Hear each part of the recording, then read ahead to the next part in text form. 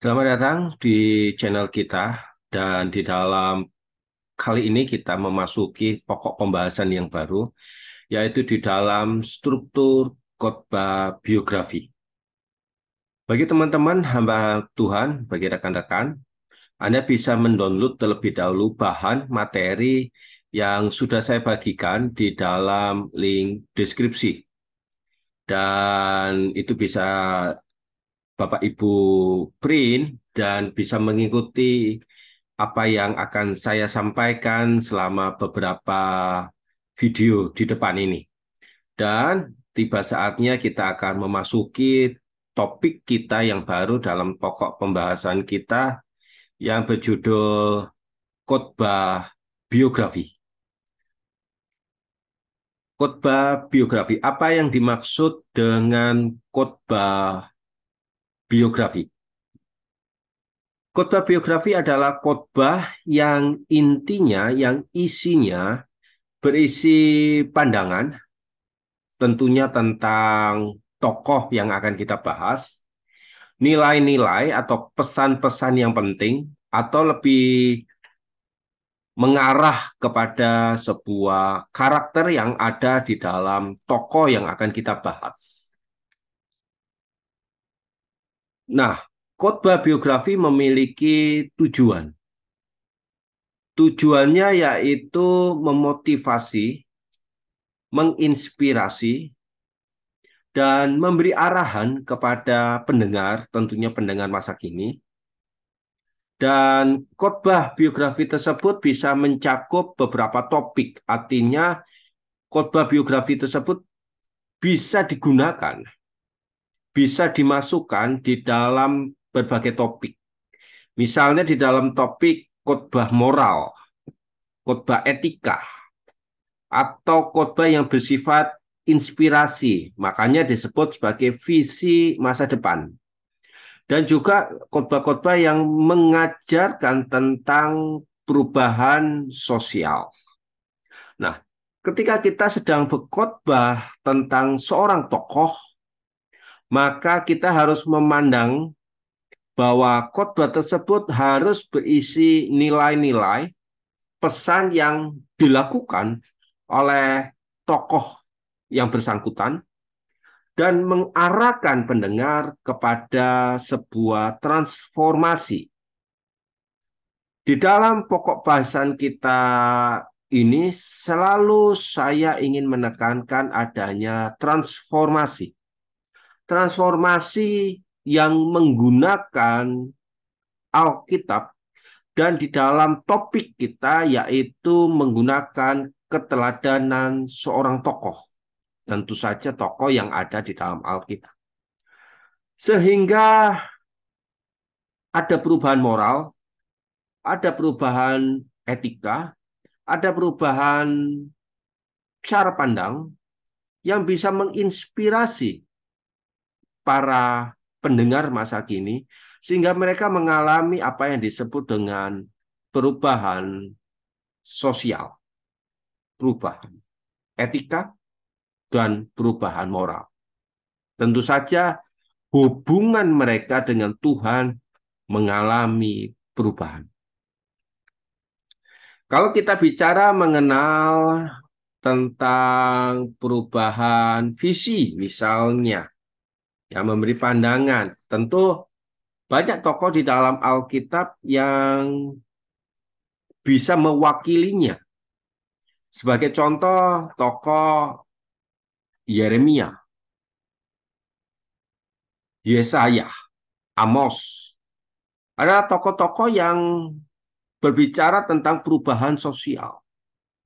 Kalau kita juga bicara mengenai kehidupan yang membawa dampak di dalam perubahan kehidupan pribadi mereka, maka kita bisa mengkhotbahkan tentu saja kehidupan seperti Daud, perubahan kehidupan seperti Amos, dan Musa, dan tokoh-tokoh yang lain, dan lebih mengarah dan lebih banyak mengacu kepada orang-orang yang membawa perubahan atau transformasi itu.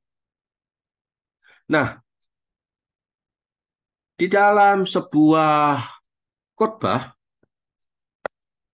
tokoh yang kita masukkan ini memiliki peran.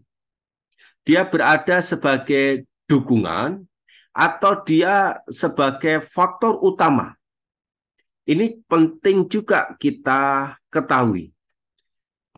Nah, ini yang menjadi landasan bagaimana sebelum kita berkhotbah tentang seorang tokoh, kita harus tahu dulu tokoh tersebut ada di area mikronarasi atau tokoh tersebut ada di dalam area makro narasi.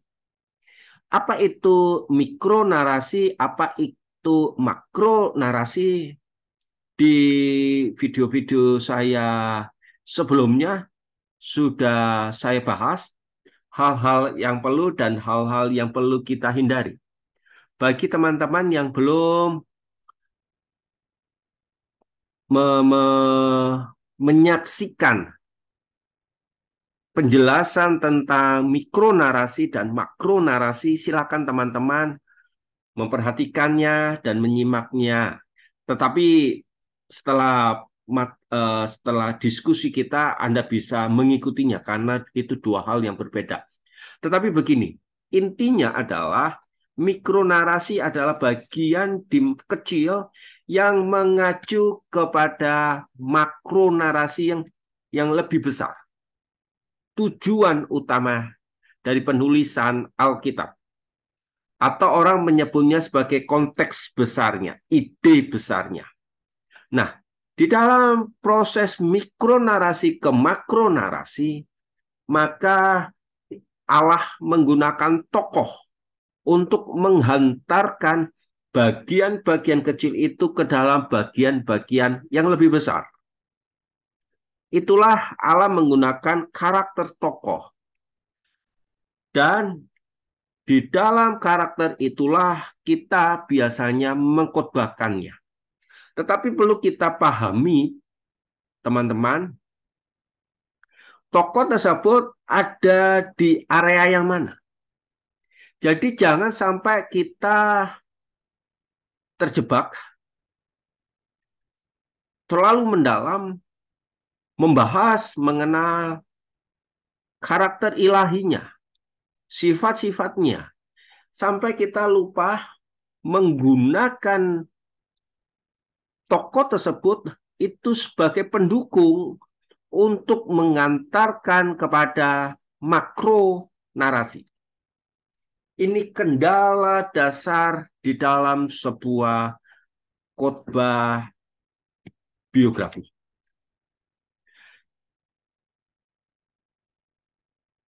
Banyak pengkhotbah yang tidak bisa membedakan apakah tokoh tersebut berperan di dalam mikronarasi atau dia hanya pendukung untuk mengantarkan makronarasi. Kalau kita lihat kehidupan seorang tokoh yang bernama Kaleb misalnya. Di dalam kitab Bilangan 32 ayat ke-12. Kitab Ulangan 1 ayat 36. Hingga Yosua pasal yang ke-14 hingga 14. Di sana kita akan melihat atau menyajikan tentang kehidupan Kaleb. Sehingga kehidupan Kaleb ini yang dijadikan sebagai sentralnya. Sifat-sifatnya. Di mana tunduk kepada pemimpin, di mana dia setia. Tetapi kita harus membawa Kaleb itu ke dalam makronarasi. Kehidupan Kaleb yang bersifat makronarasi inilah seperti bagaimana Kaleb mengandalkan Tuhan. Hingga Allah memberikan Israel. Bagaimana Israel terhindar dari hukuman Allah di padang gurun. Bagaimana berkat tanah perjanjian itu diberikan. Dilupakan oleh para pengkhotbah. Sehingga mandat utama kehadiran Kaleb dari mikronarasi ke makronarasi tidak tersampaikan. Ini yang jadi kendala banyak para pengkhotbah yang tidak menghantarkan kehidupan karakter ilahi itu ke makro narasi. Saya sampaikan ini di depan supaya kita punya frame yang jelas, punya pemahaman yang benar bahwa khotbah biografi tidak hanya sekedar mengkhotbahkan karakter ilahi, sifat-sifat baik itu sifat positif ataupun negatif, tetapi kita tahu betul bahwa tokoh tersebut mau dihadirkan di mana. Apakah tokoh tersebut dihadirkan di makronarasi atau mikronarasi? Ada tokoh-tokoh tertentu yang hanya dihadirkan di dalam mikronarasi. Dan kita harus bisa membedakan apakah tokoh tersebut berada di area yang mana. Nah, ini akan menjadi sebuah daya tarik bagi para pendengar kalau dia tahu bahwa khotbah biografi ini mengubah kehidupan mereka dan menghantarkan mereka kepada sebuah frame yang jelas, yang besar tentang kehadiran dan fungsi tokoh tersebut di dalam sebuah makronarasi. Mari kita mulai memperhatikan tentang daya tarik sebuah khotbah biografi ini. Ada banyak yang membuat daya tarik khotbah biografi ini. Yang pertama, khotbah biografi itu memberi inspirasi. Karena dia sedang ngomongin orang. Kita ini sedang ngomongin orang. Ngomongin tentang apa? Ngomongin tentang bagaimana kehidupan tokoh itu ada. Tokoh itu hadir. Tokoh itu berada di dalam Alkitab. Jemaat akan mulai terinspirasi tentang kehadiran tokoh tersebut. Dan mereka mengharapkan kehadiran itu benar-benar bisa membawa sebuah inspirasi. Karena sadar atau tidak sadar, para jemaat, para pendengar, mereka memahami bahwa tokoh yang sedang kita bahas itu sangat dekat dengan kita, dengan jemaat. Oleh sebab itu, tokoh tersebut akan dijadikan sebuah panutan, teladan, bahkan dia yang akan memberi dorongan tentang bagaimana mengatasi kehidupan masa kini. Oleh sebab itu, tokoh ini begitu sangat menarik karena dia bersifat inspirasi. Kedua, jemaat ingin memahami tentang latar belakang tokoh, permasalahan-permasalahan tokoh. Kalau Anda, para pendengar, para pengkhotbah, para rekan-rekan hamba Tuhan, menemukan kesamaan, maka khotbah biografi tersebut, khotbah biografi Anda yang akan Anda siapkan, akan sangat-sangat memiliki powerful. Tokohnya akan jadi teladan karena memiliki permasalahan yang sama dengan tokoh tersebut. Ada pengalaman-pengalaman yang mungkin bisa diambil dari tokoh tersebut. Ada kehidupan-kehidupan, pergumulan-pergumulan, kemudian ada pengalaman-pengalaman tertentu yang dihadapi oleh tokoh-tokoh tersebut. Dan itu bisa menjadi latar belakang, dorongan, arahan, dan dukungan untuk pendengar masa kini. Tentu di dalam kehidupan moral atau spiritual. Tentu yang kita akan bahas adalah kehidupan yang bersifat spiritual.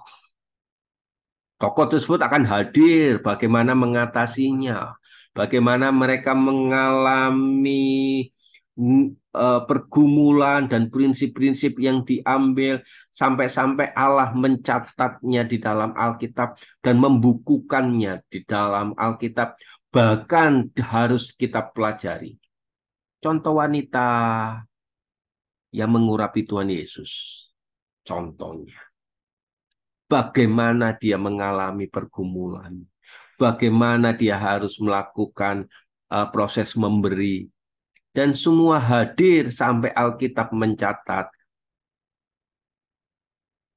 bumi akan selalu mencatat kehadiran wanita yang mengurapi Yesus. Tentu jemaat juga mengharapkan, menginginkan, karena setiap manusia memiliki kerinduan hal tersebut. Kalau Anda memahami bagian ini, kedekatan itulah yang akan menjadi sebuah relevansi. Aplikasi-aplikasi apa yang bisa diterapkan dengan kehidupan mereka. Karena tokoh itu sangat dekat dengan kita. Oleh sebab itu, Bapak, Ibu, Saudara-saudari, kedekatan inilah yang kadangkala yang dibahas untuk menjalani kehidupan ini. Tetapi kadang kita lupa bahwa jangan lebih cepat mengambil relevansinya tanpa sebelum kita mengetahui makro narasinya. Tujuan besar kehadiran tokoh tersebut dan sifat dan karakternya yang membawa kepada kehendak Allah yang lebih besar. Sebagai seorang pengkhotbah, inilah jebakan relevansinya. Tetapi relevansi, kalau kita sudah menemukan relevansinya tersebut, maka tokoh tersebut akan menjadi sebuah sosok orang yang akan benar-benar menjadi api yang membakar kehidupan jemaat, hati jemaat. Tantangan mereka, kehidupan mereka akan membawa sebuah dampak yang begitu sangat luar biasa. Tentu dalam diri jemaat dia akan merefleksikan, merenungkan.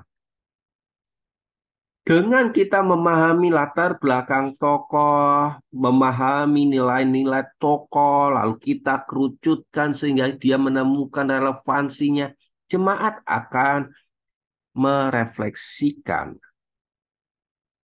hal tersebut di dalam kehidupannya. Kalau Anda di dalam seminar motivator, orang akan berkata seperti ini pada umumnya. Kalau tokohnya itu bisa, apalagi hidup kita bisa, gitu ya. Tetapi tidak semua kita harus akui tersebut. Ada anugerah Tuhan. Tetapi Bapak, Ibu, Saudara-saudari, inti pesan yang ingin saya hadirkan di sini, tokoh itu akan mengajak kita merefleksikan dengan kehidupan kita dan kehidupan Bapak Ibu. Pelajarannya apa? Sehingga bisa diterapkan di dalam kehidupan pribadi mereka. Sehingga kita tahu tujuan utama sebuah khotbah, yaitu transformasi, mendekatkan diri dengan Tuhan, itu nyata, itu ada. Dan tentunya kehadiran itulah yang membawa sebuah kebangkitan spiritual yang nyata. Matius 4 ayat 1 hingga 11 tentang keilahian Tuhan Yesus. Sebagai contoh. Di sana kita akan diajarkan bagaimana tentang kepribadian Tuhan Yesus sebagai teladan kehidupan kita. Bukan hanya relevansinya, tetapi yang terutama adalah bagian transformasi. bagaimana mereka mengalami keselamatan hubungan dengan Allah. Itu yang harus dikaitkan. Itu yang harus kita kemas ke arah ke sana. Sehingga khotbah biografi kita memiliki bobot bukan hanya masa kini, tetapi masa yang akan datang. Bukan hanya dia merefleksikan saja, tetapi mengalami transformasi. Bukan hanya relevansi saja, tetapi mereka juga mengalami iluminasi bersama dengan. Itu yang harus kita capai. Itu yang harus kita raih di dalam kita mengkhotbahkan khotbah biografi. Tentu bagaimana caranya akan kita bahas di dalam video-video kita yang akan datang. Di video selanjutnya saya akan berbicara mengenai tujuan khotbah biografi dan kendala yang akan kita hadapi dalam khotbah biografi. Secara berpikir dan saya rasa pengertian dan daya tarik inilah yang harusnya memotivasi hidup kita sebagai rekan-rekan hamba Tuhan untuk khotbah tokoh biografi. Tetapi jangan lupa bukan hanya relevansinya saja, tetapi bawa mereka kepada kehidupan kebangkitan di dalam Kristus Yesus. Sehingga transformasi, refleksi itu terjadi di dalam kehidupan mereka semua. Doa saya, jemaat bisa menyadari adanya perubahan yang harus mereka alami di dalam Kristus Yesus. Terima kasih. Sampai jumpa di dalam video-video yang akan datang di dalam pokok pembahasan kita, khotbah biografi. Tuhan Yesus memberkati kita.